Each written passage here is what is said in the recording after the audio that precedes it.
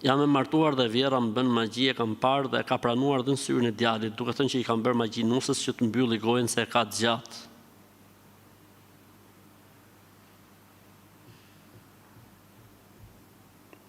Medellin, Albania. Jetojmë në Shqipëri. Ky është produkt shqiptar bio. Doja të bëj një pyetje, jam e martuar dhe vjera më bën magji.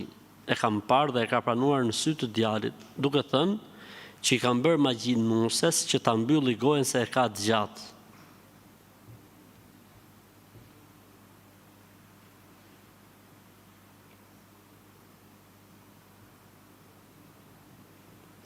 Çudi e madhe. Çfarë qëndrimi thot duhet bëj burri në këtë rast dhe çfarë qëndrimi duhet mbaj unë?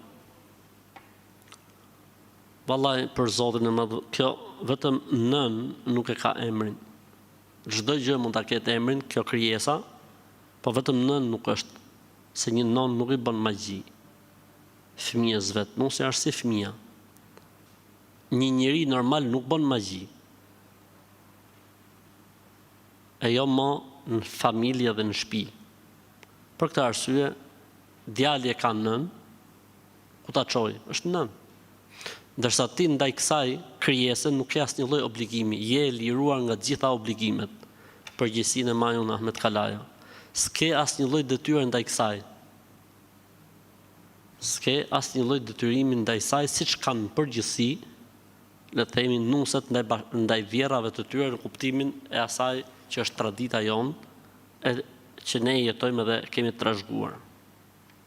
Dhe në këtë rast nuses i lejohet që të dalin vete. Të kërkoj dalin vete, po të desh, i lejohet fetarisht mos të jetoj me këtë krijesën.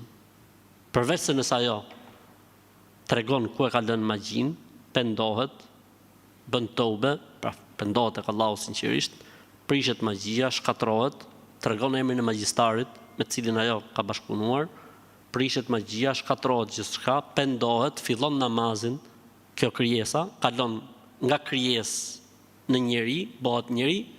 Dhe nëse bëhet njëri, atëherë, okay, mund të rikthehen raportet. Për ndryshe, Zot na ruaj.